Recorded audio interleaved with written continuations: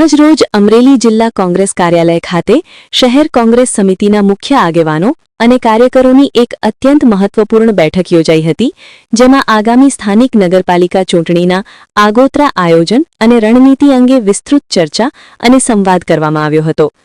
બેઠકમાં રાજ્યના પૂર્વ વિરોધ પક્ષના નેતા અને પૂર્વ ધારાસભ્ય પરેશ ધાનાણી ખાસ ઉપસ્થિત રહ્યા હતા। બેઠકને સંબોધન કરતા પરેશ ધાનાણીએ જણાવ્યું હતું કે આગામી નગરપાલિકા ચૂંટણી કોંગ્રેસ માટે અત્યંત મહત્વની છે। આપણે શહેરના વિકાસ અને લોકોની સમસ્યાઓના ઉકેલ માટે કટિબદ્ધ છીએ। તેમણે કાર્યકરોને ઘર ઘર સુધી જઈને કોંગ્રેસની વિચારધારા અને સિદ્ધિઓ પહોંચાડવા માટે આહ્વાન કર્યું હતું। બેઠકમાં પરેશ ધાનાણી ઉપરાંત જિલ્લા કોંગ્રેસ પ્રમુખ, શહેર કોંગ્રેસ પ્રમુખ, પૂર્વ નગરસેવકો અને વિવિધ તાલુકા કક્ષાના નેતાઓ પણ મોટી સંખ્યામાં હાજર રહ્યા હતા। તમામ નેતાઓએ આગામી ચૂંટણીમાં એક થઈને લડવા અને ભાજપને પરાસ્ત કરવા માટે સંકલ્પ કર્યો હતો।